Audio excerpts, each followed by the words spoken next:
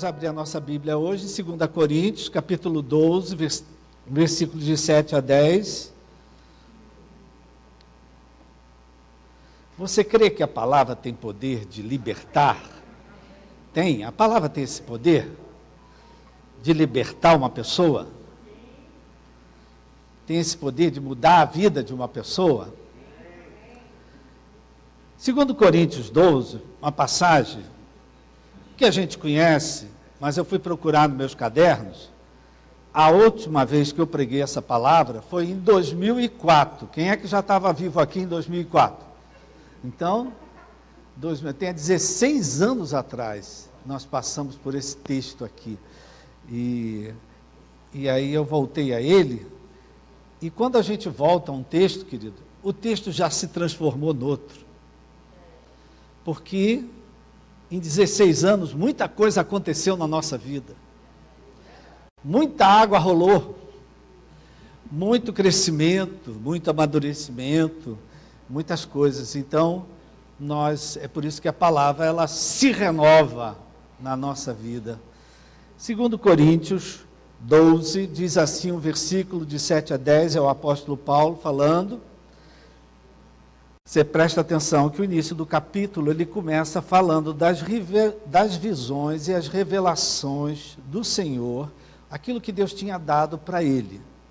Aí no versículo 7 ele disse assim, e para que eu não ficasse orgulhoso com a grandeza das revelações, foi-me posto um espinho na carne, mensageiro de Satanás para me esbofetear, a fim de que eu não me exalte. 3 vezes pedi ao Senhor que o afastasse de mim. Então ele me disse, a minha graça é o que basta para você, porque o poder se aperfeiçoa na fraqueza. De boa vontade, pois, mais me gloriarei nas fraquezas, para que sobre mim repouse o poder de Cristo. Por isso, sinto prazer nas fraquezas, nos insultos, nas privações, nas perseguições, nas angústias, por amor de Cristo. Porque quando sou fraco, então é que sou forte. Que Deus abençoe essa palavra. Levante a sua mão, quero a sua bênção. Me abençoa, por favor. Pai querido e amado, que o Espírito Santo possa fluir através da Tua palavra. Quebra as nossas barreiras, abre os nossos olhos para enxergar o que precisamos enxergar e que isso provoque mudanças, movimento de Deus e traga o Teu poder para a vida de cada um de nós, especialmente, Pai, em situações que nós estamos vivendo dentro da nossa casa, dentro da nossa família, no nosso trabalho, nas nossas dificuldades, que o Teu poder fale conosco e nos dê a Tua direção para fazermos aquilo que vai trazer a Tua bênção para cada um de nós. Nós oramos e Te agradecemos no nome de Jesus. Amém. Amém. Eu acho que cada um de nós aqui já tivemos a oportunidade de conviver com pessoas perfeccionistas. Alguém aqui conviveu ou convive com pessoas eu nasci. Ato falho. Eu nasci numa família de perfeccionistas. Meu pai, minha mãe, meu irmão, era o seu perfeitinho. Minha irmã, todos nós. E viver com uma pessoa perfeccionista, querido, tem o seu lado positivo e tem o seu lado negativo. Por quê? O perfeccionista, ele quer fazer tudo de forma que saia perfeito, que saia da melhor forma, que dê o melhor resultado. O perfeccionista, ele faz tudo o que ele faz porque ele quer receber um retorno. ele quer ser reconhecido, ele quer ser elogiado, não é? E ele está sempre buscando. Agora, só que isso é um lado positivo. A pessoa perfeccionista é uma pessoa que faz, que ela corre atrás. Se ela não sabe fazer pudim, ela faz. Está entendendo? O perfeccionista, ele corre atrás, ele age, ele não procrastina, ele não empurra com a barriga, ele não joga para frente. Então, esse lado do perfeccionista é positivo. Agora, tem o outro lado que é negativo, porque ele é chato. Ele é exigente. Ele está sempre exigindo. Parece que o que você faz nunca é o suficiente. Parece que você tem sempre que fazer mais, né? Então, tem um lado positivo, mas tem um lado negativo. E eu estou falando isso aqui, queridos, com todo o meu respeito pelo apóstolo Paulo, porque é um dos personagens mais brilhantes da palavra de Deus. Mas o apóstolo Paulo, nós vemos nas suas cartas, que ele tinha características perfeccionistas. Era um homem que buscava a perfeição. Ele diz lá em Filipenses, não que eu tenha obtido a perfeição. Ou seja, o que ele queria? A perfeição. Mas eu prossigo para o alvo, né? Eu prossigo para diante, eu avanço. Então, perfeccionismo, querido, tem um lado que é positivo, mas ele tem um lado que é negativo, porque a pessoa se torna exigente, ela não deixa ninguém fazer, é só ela que faz.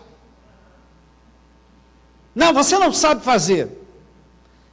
Ela é exigente, ela quer fazer porque só ela sabe fazer. Os outros não sabem. E isso aqui, queridos, é negativo para nós, porque uma pessoa perfeccionista, ela acaba sendo meia soberba, meia arrogante, meia orgulhosa. Estou falando besteira aqui, minha gente? Não, porque ela exige demais. E ela começa a se colocar como só ela é que sabe fazer, só ele é que sabe fazer. E isso aqui torna a pessoa, às vezes, independente até de Deus, independente dos outros, porque acha que os outros não sabem fazer nada, e isso aqui cria um problema para nós que estamos na escola do Espírito Santo, aprendendo com Jesus. E Jesus disse que para aprender com ele precisa de mansidão e humildade. Então nós temos que tomar controle do nosso perfeccionismo. Quem aqui, como eu, tem uma tendência ao perfeccionismo? Só nós dois. 3. Né? Fomos criados por pessoas assim. Não tem como a gente não ter absorvido alguma coisa deles. Mas nós temos que prestar atenção, né? Como eu dizia, querido, buscar a perfeição, buscar ser o melhor crente, o melhor pai, o melhor pastor, o melhor servo, tem um lado positivo. Mas pode ter um lado também negativo que pode, em vez de ajudar, atrapalhar. Presta atenção que o próprio apóstolo Paulo, ele tinha consciência disso. Ele começa o capítulo falando das visões e revelações que o Senhor tinha dado para ele. Mas ele diz, para que eu não ficasse orgulhoso com a grandeza das revelações, olha só, Paulo sabia que ficar orgulhoso ele iria correr um risco, que ele ficar arrogante, soberbo, dono da verdade, ele ia correr um risco. Ele diz, foi-me posto um espírito na carne, ou seja, algo no físico dele, na carne, um mensageiro de Satanás para me esbofetear. Ele está dando aqui uma metáfora, querido, está dando aqui uma ilustração. Ele disse, foi-me colocado um espinho na carne. Quem aqui já pegou sem querer, estava mexendo na madeira, entrou uma farpa? Não é? E aquilo, quem aqui já comeu peixe e uma espinha pegou na goela? É uma coisa, querido, que é muito desconfortável, é muito desagradável. Você procura logo um meio de se livrar daquilo. Então Paulo disse, olha, foi-me posto um espinho na carne, um mensageiro de Satanás para me esbofetear, e ele mesmo revela com que propósito. Ele mesmo fala, com que propósito? A fim de que eu não me exalte, a fim de que eu não me orgulhe, a fim de que eu não me ensoberbeça, a fim de que eu não fique me sentindo melhor que os outros. Então, olha aqui, queridos, olhando para o apóstolo Paulo tinha uma condição física, ele tinha algum tipo de limitação, ele tinha alguma no físico dele. Tem gente que leva para a alma, pode levar, mas aqui está dizendo que era um espinho na carne, então eu fico na carne onde a palavra está dizendo. Ele tinha uma limitação física, ele tinha algo que fazia ele se sentir pequeno, ou fazia ele se sentir menor, ou fazia ele se sentir imperfeito, ou fazia ele se sentir defeituoso, ou fazia ele se sentir diferente dos outros. E ele diz que isso que ele tinha impedia ele de ser orgulhoso, impedia ele de ser soberbo. Então presta atenção, trazendo para a nossa vida já aos pouquinhos, Paulo tinha consciência de que havia imperfeição nele. Quem é aqui que tem coragem de dizer, eu reconheço, eu tenho consciência que eu não sou perfeito, que existe imperfeição na minha vida. Essa imperfeição pode estar no nosso físico, não é? Não tenho cabelo, no tamanho do nosso nariz. Essa imperfeição pode estar no nosso físico, mas essa imperfeição também pode estar dentro da nossa alma, nas nossas emoções, em vários lugares, não é? Então Paulo, ele tinha consciência, é por isso que ele escreveu esse texto, ele tinha consciência da sua imperfeição, ele tinha consciência da sua fraqueza, ele tinha, quem é aqui que tem tão consciência que tem uma fraqueza? Nossa, isso é uma fraqueza para mim, isso é uma tentação para mim, né? Falar em pudim é uma tentação para mim, é verdade, querido?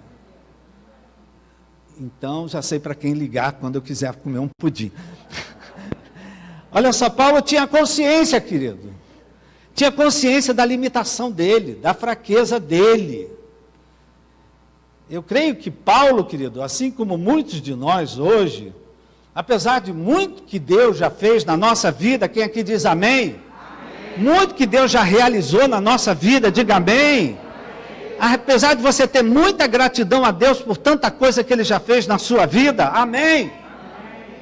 Nós, como Paulo, querido, também temos consciência que nós ainda não alcançamos a perfeição, que nós ainda não somos santos, com asas voando, que nós ainda não chegamos aonde nós gostaríamos de chegar. Nós também temos consciência que somos limitados. Não é que tem certas coisas que a gente falha, tem certas coisas que a gente peca, tem certas coisas em que nós erramos, né? Nós também, queridos, usando a metáfora aqui, talvez tenhamos situações na nossa vida passada, na nossa vida presente, que de uma certa forma estão sempre nos esbofeteando na cara. Por mais que você já pediu perdão a Deus, já se consertou com Deus, com pessoas, parece que tem um mensageiro que está sempre jogando na tua cara alguma coisa. Isso especialmente acontece dentro de família, né? Dentro de família. Aquilo que um homem ouve, entra por aqui e sai por aqui. Aquilo que uma mulher ouve, entra por aqui e vem para aqui. Não é verdade, querido? Então, às vezes, tem sempre alguém esbofeteando na tua cara o que você fez, o que você deixou de fazer, o que você falou, o que você disse. Amém, queridos? Né? Que está sempre, de alguma forma, te desvalorizando, te culpando. Fez 1000, não fez 1001, não fez nenhum. Não é mesmo? Então, queridos, nós, se pudéssemos, e podemos, também oraríamos a Deus para nos livrar dessas coisas que nos afastar, dessas coisas que nos humilham, essas coisas que nos envergonham, essas coisas que nos lembram as nossas imperfeições, que nos lembram as nossas fraquezas, que nos lembram até das tragédias que já aconteceram na nossa vida. Tem gente que não deixa você esquecer aquilo de pior que já aconteceu na tua vida. Não é só você não, minha filha, todo mundo aqui. Então tem sempre alguém jogando na tua cara alguma coisa, te esbofeteando, falando para você alguma coisa, né? Então, nós como Paulo também gostaríamos de orar e pedir a Deus. Diz a palavra que Paulo orou 3 vezes. Teve uma outra pessoa que também orou 3 vezes para Deus livrar ele de uma coisa. Quem foi? Quem foi, minha gente? Não foi Jonas. Jonas orou 3 vezes? Quem foi que disse, Senhor, se possível, passa de mim esse cálice? O próprio Senhor Jesus, querido. Então, Paulo aqui diz que ele orou 3 vezes, né? E a resposta de Deus para Paulo, querido, é a resposta de Deus para nós. Caso aqui entre nós hoje tenha alguém como Paulo, talvez se sentindo limitado, talvez se sentindo imperfeito, talvez se sentindo esbofeteado aí por alguma coisa que te machuca, que te faz sentir menor, que te faz sentir pequeno. A resposta de Paulo, de Deus para Paulo, é a resposta de Deus para você, para mim, para todos nós aqui, para essa igreja que se reúne aqui de manhã. A minha graça é o que basta para você. Será que você pode ser a boca de Deus? A graça de Deus é o que basta para você. Amém? Presta atenção, queridos, que Deus não livrou Paulo do espinho. Deus não livrou Paulo do mensageiro de Satanás. Quer dizer que ele ainda ia conviver com isso. Duro esse discurso, hein, minha gente? Deus não livrou Paulo do espinho, nem do mensageiro. Mas disse, a minha graça te basta. Porque o meu poder, o poder de Deus se aperfeiçoa na fraqueza. O meu poder se aperfeiçoa na sua imperfeição, na sua limitação. Então, querido, o que nós aprendemos aqui? Que independente, querido, das nossas fraquezas, das nossas limitações, das nossas imperfeições, ainda assim, o poder e a graça de Deus se manifesta na nossa vida. Assim como independente das fraquezas de Paulo, o poder de Paulo, Deus ainda se manifestava através de Paulo.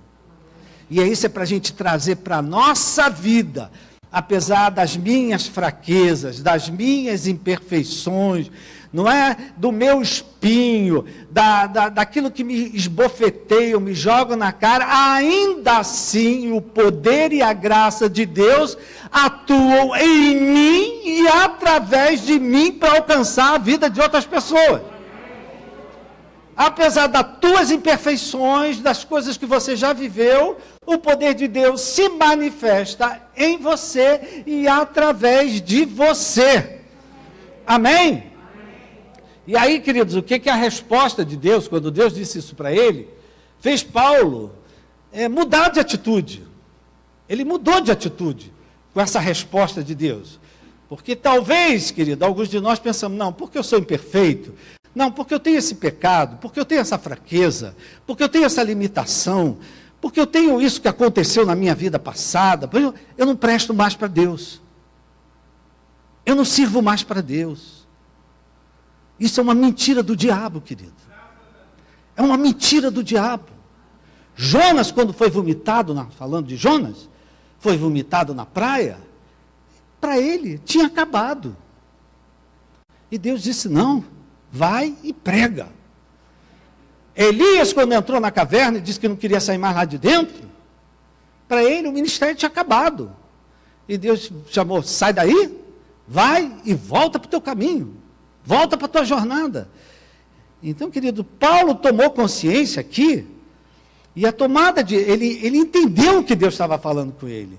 E a tomada de consciência dele levou ele a tomar novas ações. É isso que a gente precisa aprender, queridos.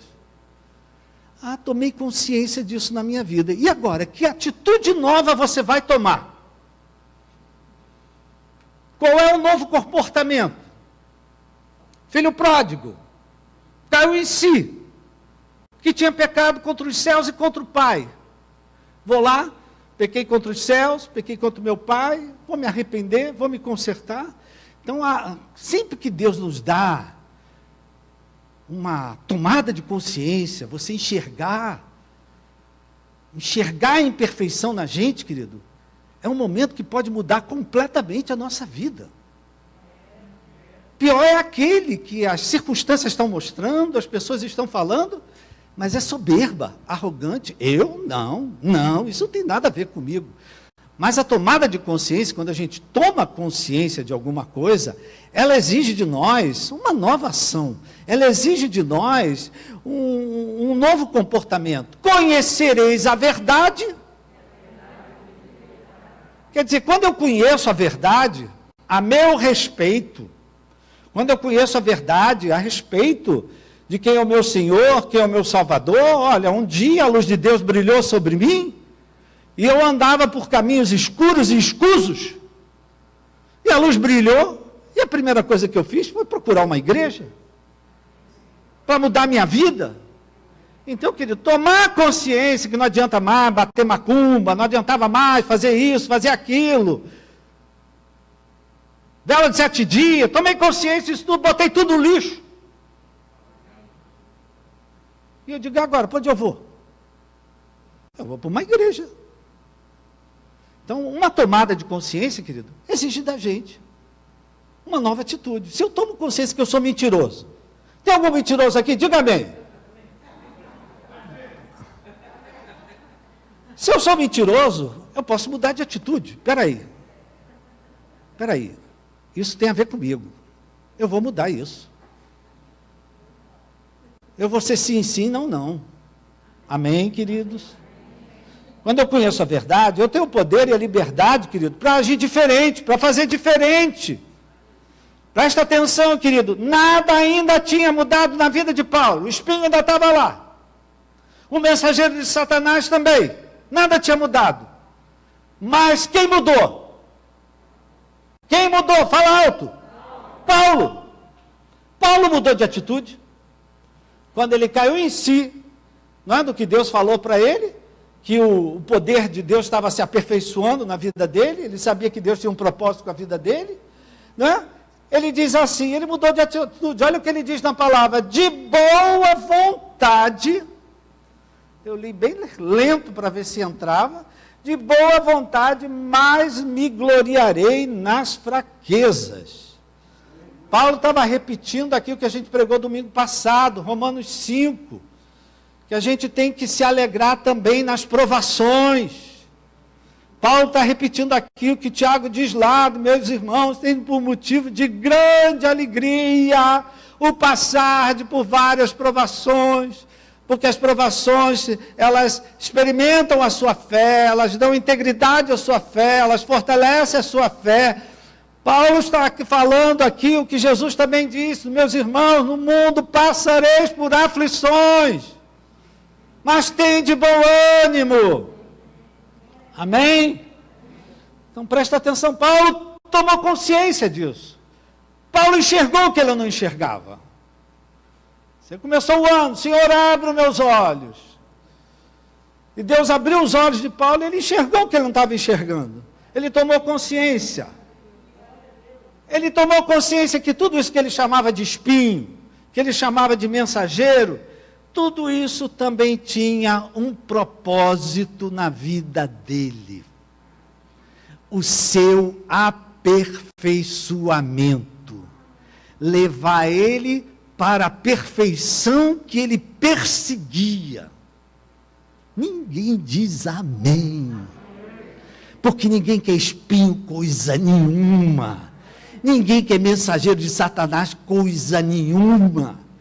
Não é? Você não quer nada disso. Então Paulo, ele tomou consciência, querido, que tudo isso era um plano de Deus para aperfeiçoar o poder dele, preparar ele para o propósito que Deus tinha para a vida dele. Então, queridos, a gente já pode pegar isso para nós. As aflições não vêm, as aflições que Jesus fala, elas não vêm contra nós, elas vêm ao nosso favor, para nos fortalecer, para nos aperfeiçoar, para a gente crescer, amadurecer para o propósito que Deus tem com a tua vida, para o propósito que Deus tem com a tua vida, aonde quer que Ele tenha colocado você.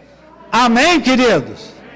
Então, Paulo, ele chamou essas coisas, ele entendeu, não é? Ele entendeu que aquilo tudo, o espinho, o mensageiro, que aquelas coisas não estavam contra ele, embora fizessem ele sofrer. Mas aquelas coisas vinham para ele ser aperfeiçoado para o propósito que Deus tinha com a própria vida dele. Agora, tem uma coisa que a gente quer fugir na vida, querido, é de sofrimento. Ninguém gosta de sofrimento. Ninguém gosta de espinho na carne. Ninguém gosta de provação. Tem de motivo de grandes alegrias o passardes por muitas provações. Quem é que gosta de provação aqui, queridos? Ninguém. Ninguém gosta de provação, de tribulação. Então, vamos entender aqui um pouquinho, querido. Abrir os nossos olhos. E eu abro meus olhos. Enxerga, meu irmão. Eu sei. Você não gosta de sofrimento? Também não gosta. Ninguém gosta. Ninguém aqui é masoquista. Gosta de sofrer. Mas quando nós resistimos, reagimos contra as aflições que chegam, as aflições chegam, querido? Procurando ou não procurando, elas chegam.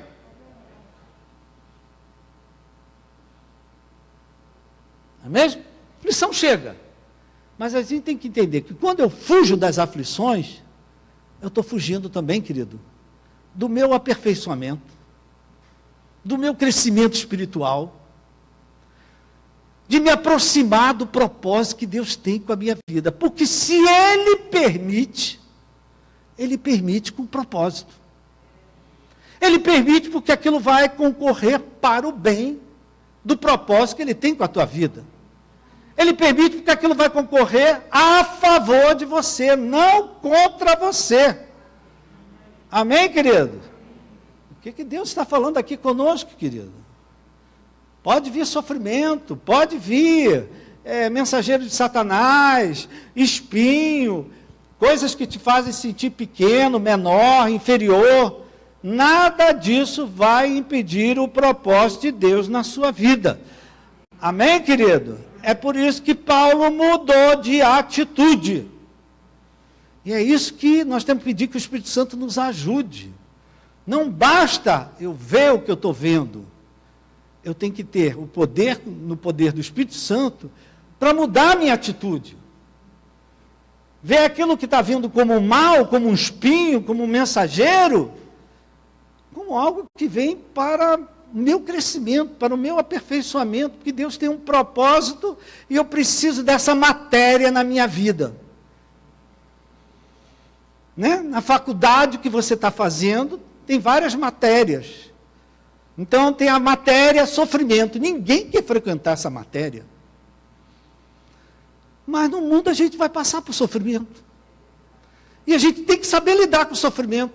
Não como crianças, reclamando, se queixando, murmurando, xingando todo mundo, culpando Deus, não.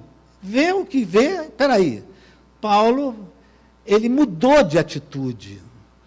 Ele enxergou, ele viu o que Deus falou, e ele mudou o seu comportamento, ele buscou, olha o que ele diz, eu sinto prazer. Presta atenção no que Paulo sentia prazer, minha gente. Por isso, sinto prazer quando eu me sinto fraco. Alguém às vezes se sente fraco aqui? Uma porcaria. Eu sinto prazer nas fraquezas. Eu sinto prazer quando sou insultado. Quem é que aqui, quando é insultado, sente prazer, querido? Misericórdia. Eu sinto prazer quando nas privações me falta alguma coisa. Eu sinto prazer quando eu sou perseguido. Eu sinto prazer nas angústias por amor de Cristo. Porque quando eu sou fraco, então é que eu sou forte. Né? A Bíblia, a mensagem diz assim, Paulo diz que ele assim, eu sinto prazer e eu desisti de ficar prestando atenção nas minhas imperfeições. Eu deixei de ficar perdendo tempo com aquilo que deu errado na minha vida, com aquilo que me machuca. Eu enfrento com alegria, com as minhas limitações, porque eu sei que Deus tem um melhor para mim. Então, queridos, essa é uma palavra, já estou terminando. É uma palavra que nos convida a tomar consciência de algumas coisas. Não basta tomar consciência. Tomar consciência que eu sou imperfeito. Tomar consciência, por mais que eu queira, eu tenho limitações. Por mais que eu queira, eu não consigo chegar aonde eu gostaria de chegar. Que tem limitações. Mas mesmo assim, Deus ainda tem um plano com a minha vida. Deus ainda tem um propósito com a minha vida. Amém? Então é uma tomada de consciência que tem que ser acompanhada de um novo movimento, de uma nova maneira de agir, uma nova maneira de reagir, uma nova atitude. Paulo tomou uma... Eu vou ver essas coisas e vou até rir. Entendeu, querido? Então quando alguém ficar... sorria. Ninguém aqui conhece o mensageiro de Satanás, não, né? Aquela pessoa que, se puder, ela te derruba. Só com palavras. Então, quando te chamarem de fraca, sorria. Sou mesmo, mas mesmo assim Deus me usa.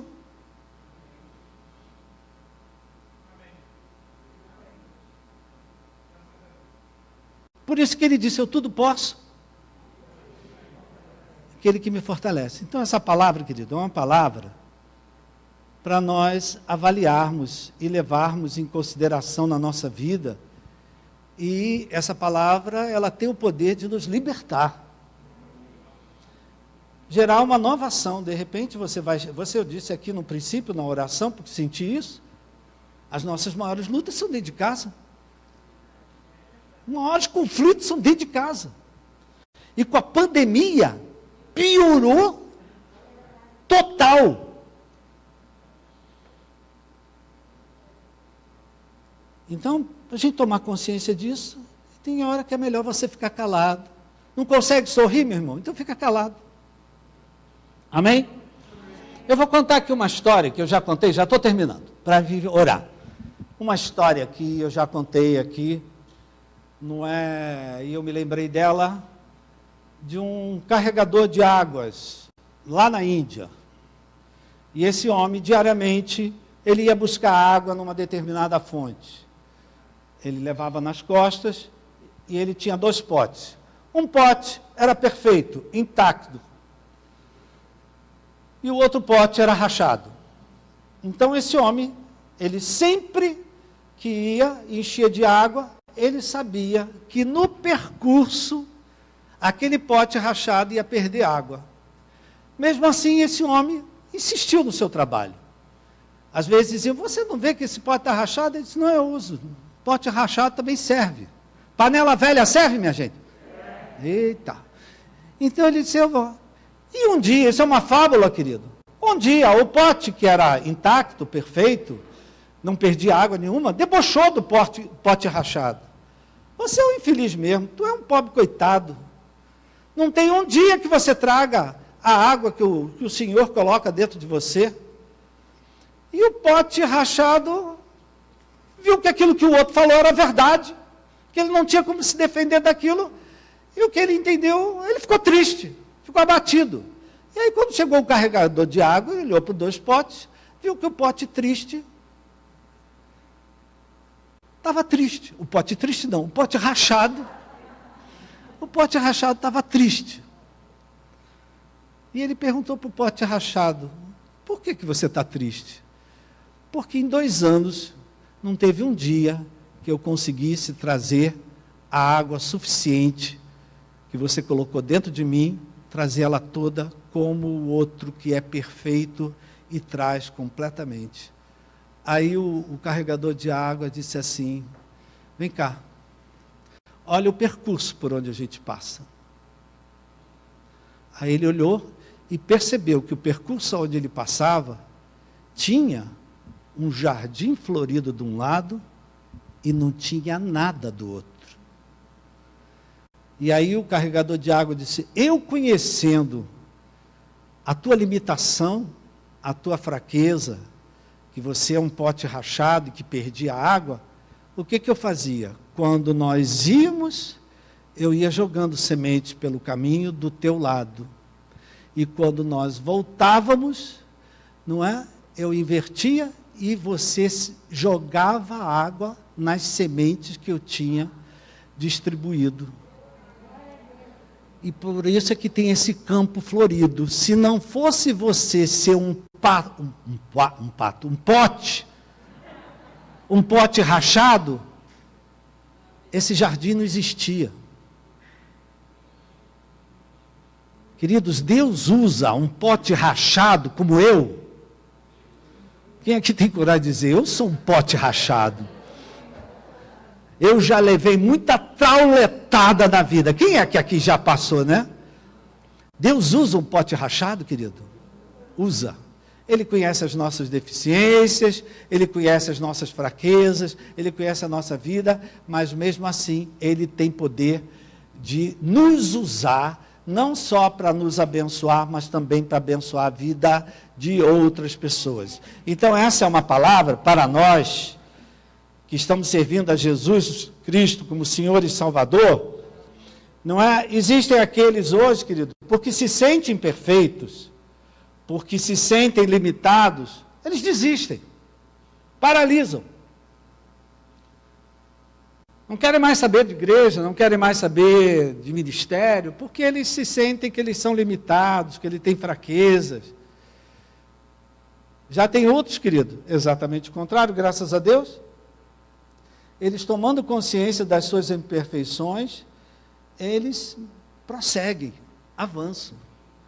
Eu queria declarar para vocês, querido, sem vergonha nenhuma, eu sou um pote rachado.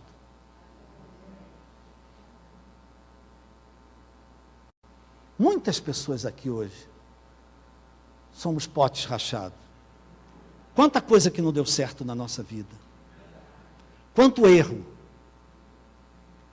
Quanta água já vazou. No entanto, não abandonamos o Senhor. Continuamos com o Senhor. E por incrível que pareça, Deus usa um pote rachado. Prega aí para o teu irmão, diga, meu irmão, Deus usa um pote, com todo respeito, né? Mas Deus usa um pote rachado. Deus usa uma pessoa imperfeita. Deus usa uma pessoa limitada. Então, meu irmão, não se entregue. Porque muitos que decidem que são um pote rachado, não quero mais trabalho, não quero mais serviço, não quero mais compromisso. Pablo, me tira da escala. Não é? Fulano, tira da escala. Não, não quero mais participar. Não quero, meu irmão, não faça isso. Deus nos usa com as nossas imperfeições. O apóstolo Paulo é um exemplo para nós. Esse homem foi assassino, foi perseguidor de cristãos. Esse homem consentiu com uma porção de coisas. Ele era esbofeteado? Era, querido. Ele era esbofeteado. Será que alguém um dia chamou, lá vem um assassino, e era o homem de Deus?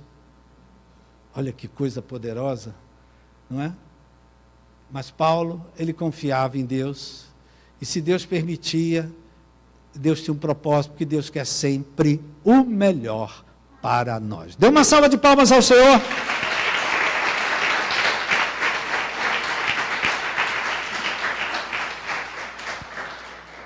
Talvez se eu dissesse, olha, eu quero orar agora por aqueles que são perfeitos, teria umas pessoas que teriam a pretensão de se levantar, né? Eu queria nessa manhã, querido, orar por aquele que olha para si próprio e diz, em mim ainda tem muita imperfeição. Eu queria orar por você. Eu queria orar pelos potes rachados que estão aqui hoje. Tem algum pote rachado aqui? Né? Alguma coisa já quebrou na sua vida. Alguma coisa já rachou. Então eu queria convidar a igreja a se colocar de pé. Nós vamos orar.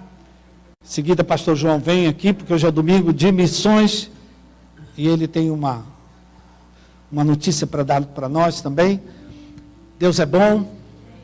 Meu irmão, aí onde você está, no seu lugar, né, não sei como é que você recebeu essa palavra, como é que essa palavra entrou no teu coração, mas você talvez também viva momentos em que você ora, Deus me livra disso, Senhor. Deus me livra daquilo, me livra desse mensageiro, me livra desse espinho. E às vezes você fica se perguntando, por que Deus não me responde? Ele te responde, querido. A minha graça é o suficiente para você. Você é meu filho, você está nas minhas mãos, eu cuido de você. Nem sempre você alcança o que gostaria de alcançar, mas eu estou contigo. Estou na tua vida, estou trabalhando através da tua vida. Então, Pai, de uma maneira especial, eu me incluo aqui com meus irmãos nessa manhã. Alguns de nós, às vezes, nos sentimos um pote rachado. Parece que a gente já deu o que tinha que dar. Parece que a gente não tem mais nada para oferecer. Talvez alguns de nós estamos debaixo de pessoas que nos esbofeteiam com palavras que nos diminuem, que nos colocam para baixo. Mas, meu Pai, nós vamos tirar os olhos das nossas imperfeições, vamos tirar os olhos daqueles que veem imperfeições em nós. Nós vamos olhar para o Senhor, porque o Senhor é soberano. O Senhor é um Deus maravilhoso, que conhece a nossa estrutura, que conhece as nossas fraquezas, que conhece as nossas limitações. E mesmo assim, o Senhor nos abençoa, o Senhor nos usa para abençoar a vida de outras pessoas. Olha aqui a igreja do Catete, Pai. Uma igreja que não é perfeita, mas nós temos abençoado a vida do pastor Isaquiel lá do Peru, a vida do pastor Luke lá na Nigéria. Estamos aqui, Pai, distribuindo a água que nós podemos dar, fazendo aquilo que está ao nosso alcance, da nossa maneira. Meu Pai, tira do coração do meu irmão todo sentimento errado, que ele mude a maneira de enxergar aquilo que está chegando na vida dele, que ele tenha uma outra atitude, que ele mude de atitude, que ele veja as coisas de uma outra forma, que ele olhe aquilo que vem contra ele como algo que vem a favor dele. Isso não vem para me prejudicar, isso vem para me abençoar. Então, louvado seja o nome do Senhor.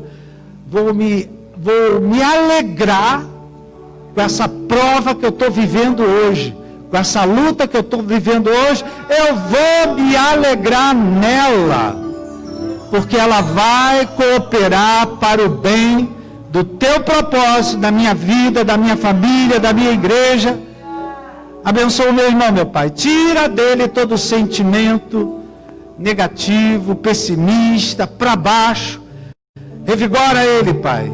E que ele veja as situações que ele está enfrentando de uma outra maneira e ele mude a sua atitude. Eu abençoo a vida dele, Pai. Que essa palavra liberte ele, Pai, dessa escravidão de perfeccionismo, dessa escravidão de que é pequeno, dessa escravidão de dizer que não posso, dessa escravidão de dizer que eu não consigo, dessa escravidão eu não vou chegar. Livra ele, meu Pai, liberta ele, para o Senhor fazer o que o Senhor quer fazer na vida dele. Eu abençoo a vida dele, eu abençoo a vida dela, no nome de Jesus. Amém. Essa salva de palmas ao Senhor.